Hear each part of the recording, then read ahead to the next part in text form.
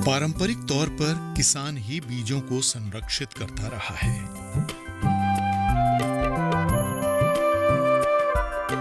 एक अनुमान ये है कि पहले तो मानव शिकार करता था और गुफाओं में रहता था। कहते हैं कि गुफा मानव के समय में आमतौर पर पुरुष तो शिकार पर चले जाते थे और महिलाएं बच्चों को पालती और जो कुछ भी घर के काम होते वो करती। तब हो सकता है कि पुरुष कोई फल लाया हो जिसे खाने के बाद बीज घर के बाहर फेंक दिए हों और कुछ दिनों में वहां पौधा, फिर पेड़ और फिर फल आ गए हों। तब से महिलाओं ने बीजों को बचाना और उगाना शुरू किया होगा और ऐसे ही इन्हीं महिलाओं ने जाना होगा कि कौन से बीज खाने योग्य हैं, कौन से बीज हर बार लगाने की आवश्यकता होती है और कौन से बीज जैसे फलों के पेड़ों के आदि बीज एक ही बार में जीवन भर साथ देते हैं। तो यानी पुरुष शिकार पर जाते रहे और महिलाओं ने घर या गुफा के पास ही अपने बचाए गए बीजों से खेती शुरू की। और ये सिर्फ एक अनुमान ही नहीं है, बल्कि कई गुफा चित्रों में ऐसे साक्ष्य भी मिले हैं। तो आज के सभी अन्न या फल या सब्जियों आदि के बीज उनके जंगली रिश्तेदारों से ही हमारे पूर्वजों ने पालतू या कहें खेती लायक छांटे और तैयार किए हैं। परंपराओं से साल दर साल किसान इन्हीं बीजों को संरक्षित करता रहा और आज यही बीज हमारी खाद्य सुरक्षा के आधार हैं। भारत महाजैव विविधता वाले 17 देशों में से एक है और दुनिया में कई अन्न, फल, सब्जियों का आधार भारत ही रहा है, जिसमें गेहूं, धान, आम, केला, गन्ना, काली मिर्च, हल्दी आदि सब भारत ने ही दुनिया को दी है। इसका जिक्र इतिहास में दर्ज है और सबसे पहले रूसी पादप वैज्ञानिक निकोलाई वाविलोव ने अपने जैव विविधता पर किए शोध में यह बताया था। वाविलोव ने भारत को अनेक खाद्य फसलों के लिए एंडेमिक यानी स्थानिक कहा था, मतलब वो देश जहां से अनेक फसलों की उत्पत्ति हुई है। अब जैसे धान का दान भारत ने ही दुनिया को दिया है और आज दुनिया की अधिकतर आबादी का आधार भोजन चावल है।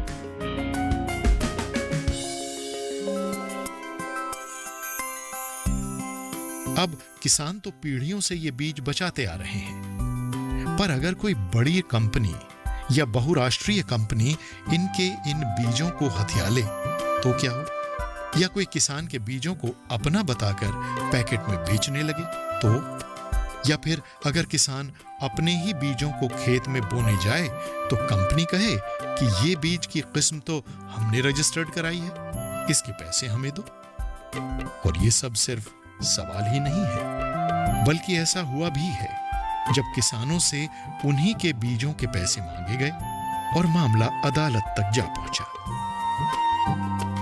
अब खुद ही सोचिए, जो किसान परंपराओं से अपने दादा परदादाओं की मेहनत से संजोए गए बीजों की खेती करता आ रहा है, उन पर क्या उसका अधिकार नहीं है? क्या किसी को किसान के अधिकार की परवाह भी है? असल में 1991 में जब भारत ने WTO यानी विश्व कारोबार संगठन के समझौते पर हस्ताक्षर किए तो बीजों का बाजार भी खोलना था।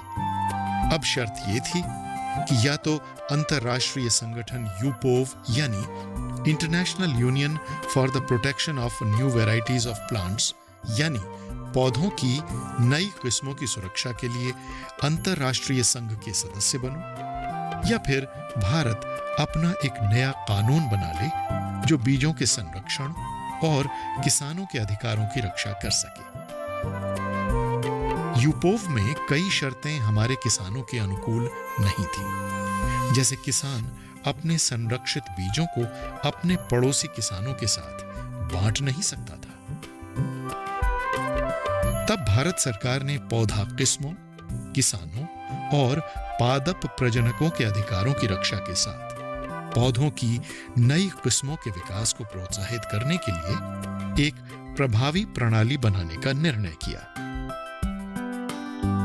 एक ऐसा अधिनियम तैयार किया गया जिसमें बीजों के अधिकार किसान के पास सुरक्षित तो होंगे ही, साथ ही बीज उद्योग भी प्रभावित न हो और नए बीज व रोपण सामग्री भी सुलभ हो। इसी के मद्देनजर पौधा किस्म और कृषक अधिकार संरक्षण अधिनियम 2001 लागू हुआ।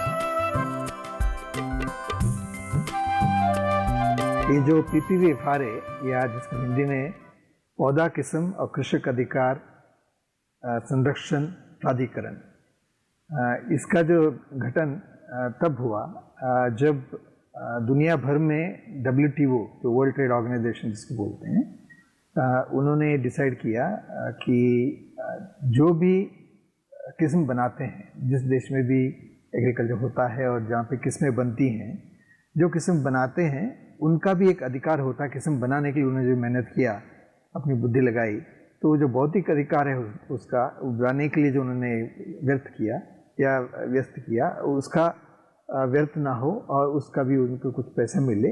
तो उस हिसाब से भारत देश ने उस ऑप्शन को लेते हुए ये किया, जो इस अधिनियम के अनुसार ये पौधा किस्म और कृषक अधिकार का ये संरक्षण का प्राधिकरण को बनाया।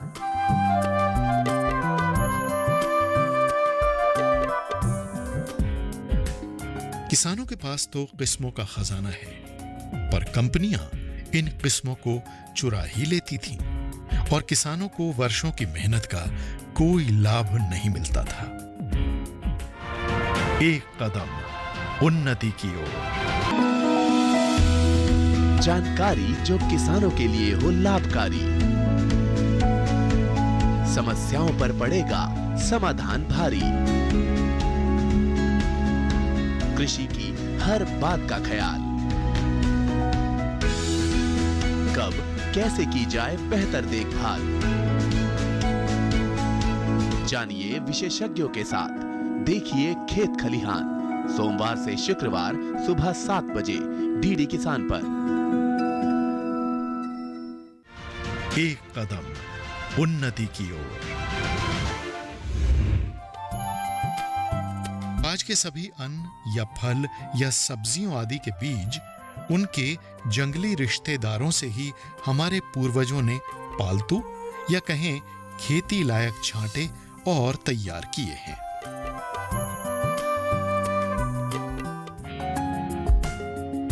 पौधा किस्म और कृषक अधिकार संरक्षण अधिनियम यानी PPVFRA को लेकर किसानों के मन में कई भ्रांतियां थीं, परंतु इन भ्रांतियों को तोड़ने के लिए मीडिया की सहायता लेने के साथ किसानों से सीधा संपर्क भी साधा गया और कृषि मेलों आदि के द्वारा भी किसानों को जागरूक करने के प्रयास हुए। असल में हो क्या रहा था कि नई किस्में तो बाजार में आ रही थीं और जैसा पहले बताया गया था कि हर किस्म का आधार हमारे पुराने बीज ही हैं, पर यह कैसे पता चले कि किसके पास सबसे पहले यह बीज आया था या किसने पहले इसकी खेती शुरू की थी। तो इसके लिए भी वैज्ञानिक आधार तैयार किया गया,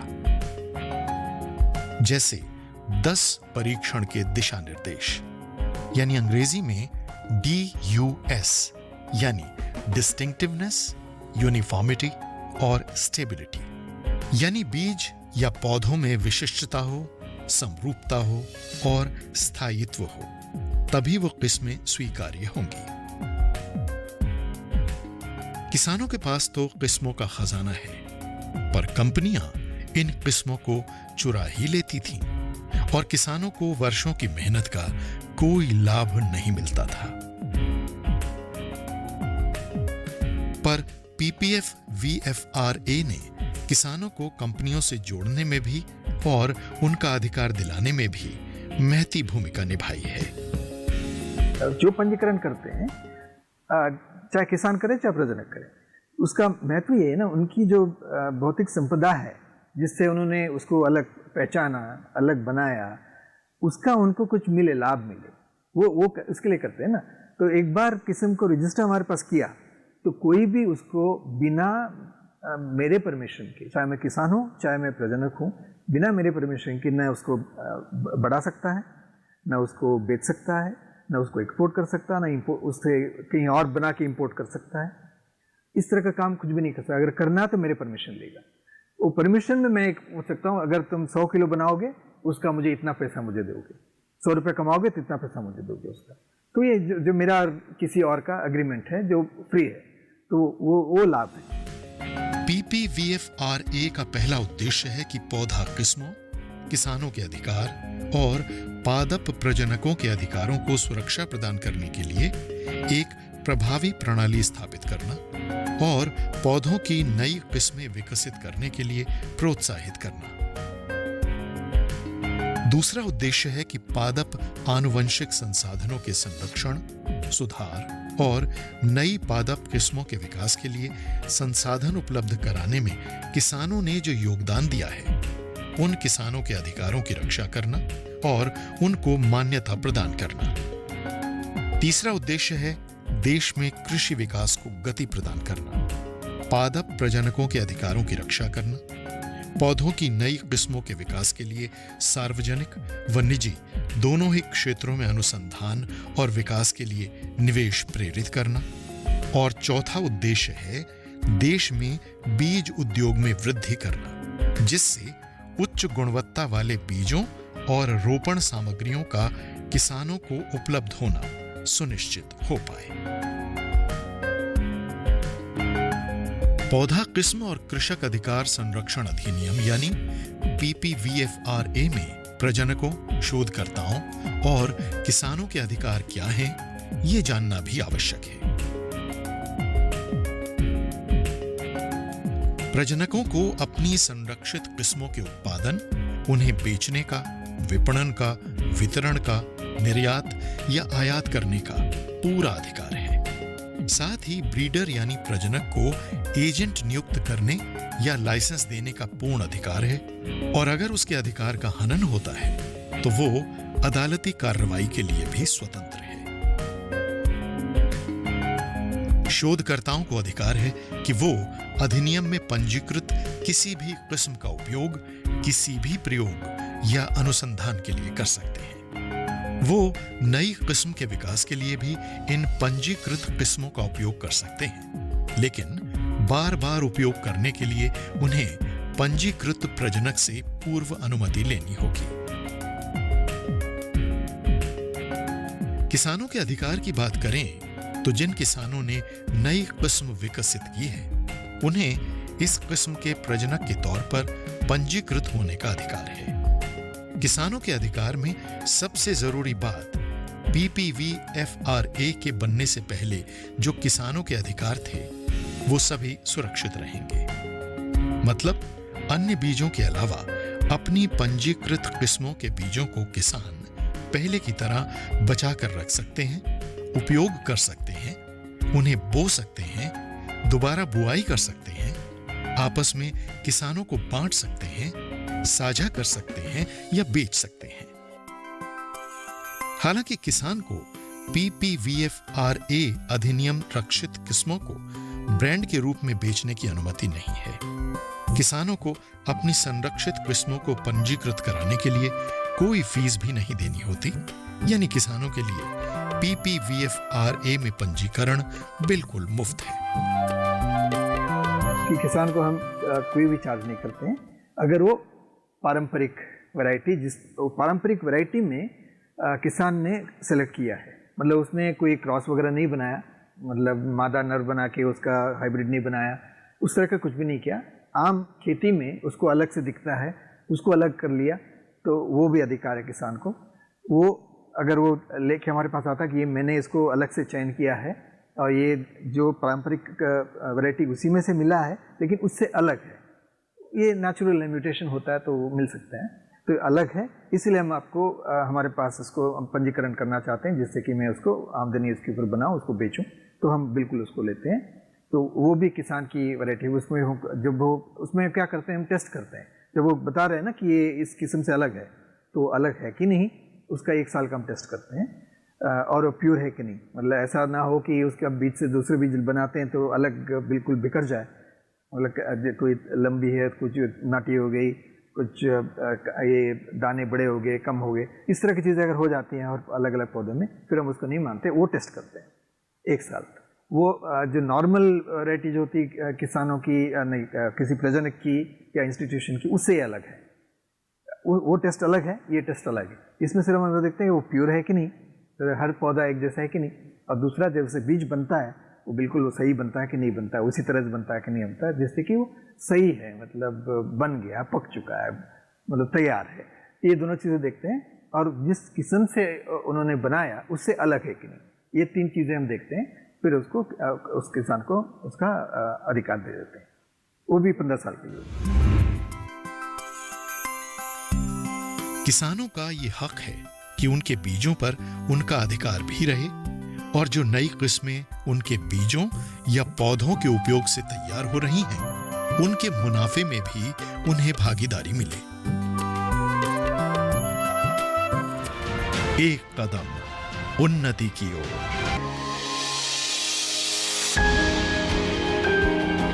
सहेजें कण कण को, सुंदर दे रूप रंग आकार,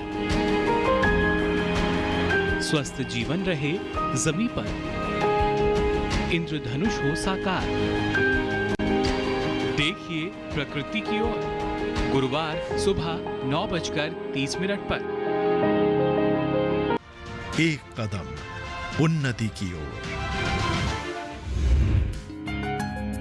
शोधकर्ताओं को अधिकार है कि वो अधिनियम में पंजीकृत किसी भी किस्म का उपयोग किसी भी प्रयोग या अनुसंधान के लिए कर सकते हैं। वो नई किस्म के विकास के लिए भी इन पंजीकृत किस्मों का उपयोग कर सकते हैं, लेकिन बार बार उपयोग करने के लिए उन्हें पंजीकृत प्रजनक से पूर्व अनुमति लेनी होगी।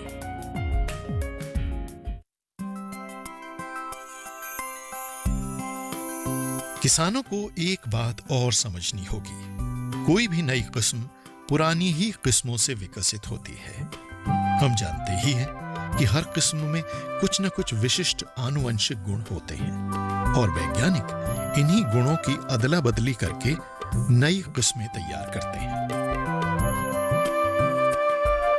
किसान भी ऐसे ही नई किस्में खुद भी बनाते हैं।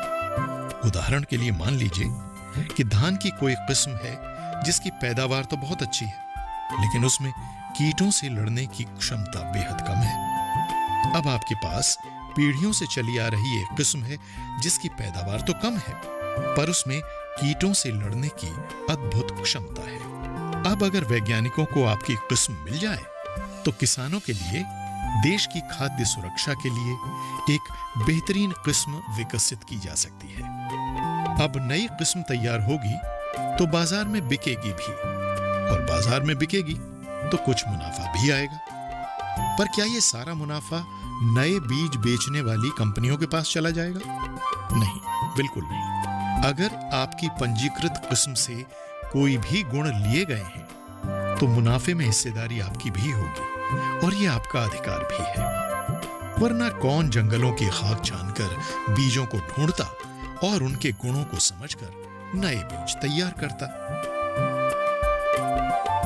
चयन करने का काम जो प्रजनक है, चाहे किसान हो चाहे बीज बनाने वाला प्रजनक हो, ब्रीडर हो, वो चयन करते हैं।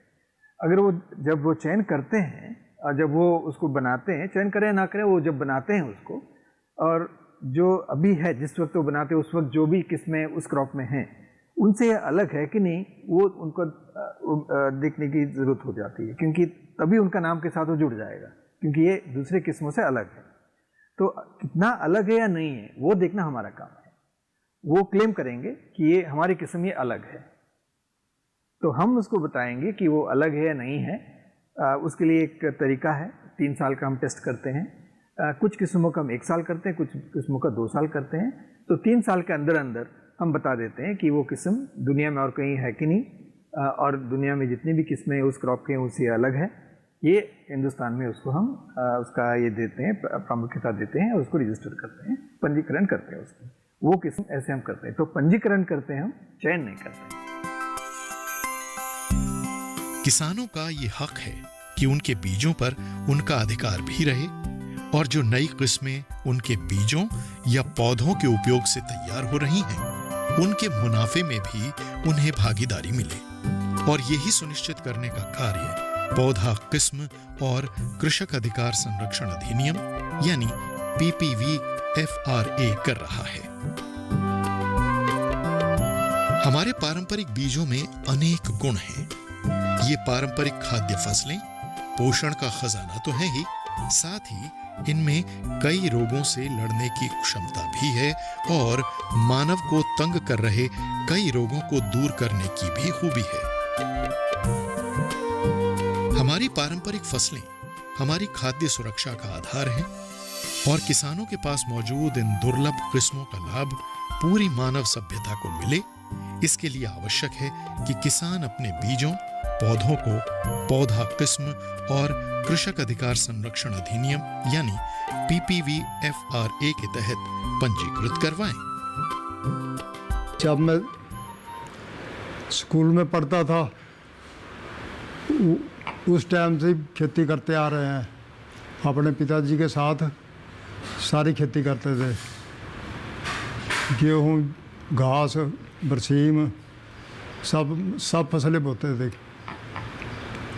उस टाइम मेरे को बड़ा शौक़ हो गया भाई नए से नई किस्म मिले तो उसके बारे में मैं जानूँ और नया बनाने की कोशिश करूँ। मुझे 1969 में पूसा में IRI करनाल स्टेशन में गेहूं की 2 वैरायटी आई थी, कल्याण सोना और 308 S308। वो मेरे को 4-4 किलो बीज मिल गया वहाँ से। मैंने वो बीज ले आके अपने खेत में बोया और वो बहुत अच्छा लगा। इस तरह फिर मैं आगे नए से नहीं चलता रहा, हर साल नया बीज बोना, हर साल नया काम करना खेती पर। आगे बढ़ते बढ़ते सब मैं पहले डॉक्टर साहब के पास नहीं जाता, पहले फार्म में अकेला ही घूम के आ जाता था। कई साल ऐसे ही चलता रहा। मैं पहले भी शुरू में बीज ले के नए बोता था और फिर उनको बेचता था। उसी तरह ही अब भी अपने बीज बना के वो बेच रहा हूँ। मैं तो सबको बताता हूँ कि फसल कैसे बो, जैसे गेहूँ है कैसे बोनी है, कैसे ज़्यादा उत्पादन लेना है, सब कुछ बताता हूँ। ऐसे ही जीरी में भी सबको बताता हूँ ऐसे ही खेती करो, कौन सी ये खेती करो, बासमती करो या 1509 करो। मैंने सुरजीत बासमती नंबर 1 का रजिस्ट्रेशन कराया है, वो मेरे पोते के नाम से 2012 में मैंने एप्लीकेशन दी थी। उसके बाद 2018 में रजिस्ट्रेशन हो गया। भारत खाद्यान्न जैव विविधता के मामले में धनी देश है और आज भी हर 1-2 वर्ष में किसी न किसी अन्न, फल या सब्जी आदि की नई किस्म का पता चलता रहता है। कहते हैं कि कश्मीर का लाल गेहूं मधुमेह का शर्तिया इलाज है और ऐसी ही न जाने कितनी किस्में भारत में मौजूद हैं जो पेट भरने के साथ साथ रोगों को दूर करने की भी सामर्थ्य रखती हैं। हमारे पूर्वजों ने हजारों वर्ष अपनी मेहनत से इन किस्मों को संजोया है और आज के इस व्यावसायिक युग में कोई कंपनी हमारे बीजों को हड़प ले, ये हमें होने नहीं देना है। बीज पर अधिकार किसान का है और किसान का ही रहेगा, लेकिन मौजूदा युग के सभी पहलुओं को समझते हुए हमें अपनी इन नायाब किस्मों को पौधा किस्म और कृषक अधिकार संरक्षण अधिनियम यानी PPVFRA में पंजीकृत कराना होगा, जिससे इनका गैर कानूनी इस्तेमाल भी रुके और किसानों के अधिकार भी सुरक्षित रहें। इसमें उद्योग और किसान दोनों का फायदा है। भारतीय खाद्यान्न आज दुनिया में छाए हैं लेकिन ग्लोबल वार्मिंग यानी गर्माती धरती के कारण हो रहे जलवायु परिवर्तन ने दुनिया के सामने खाद्यान्न का बड़ा संकट पैदा कर दिया है और इस संकट से उबारने की क्षमता है हमारी पारंपरिक किस्मों में और पौधा किस्म और कृषक अधिकार संरक्षण अधिनियम यानी PPVFRA इन किस्मों की रक्षा के साथ साथ किसानों के अधिकारों के लिए भी प्रतिबद्ध है।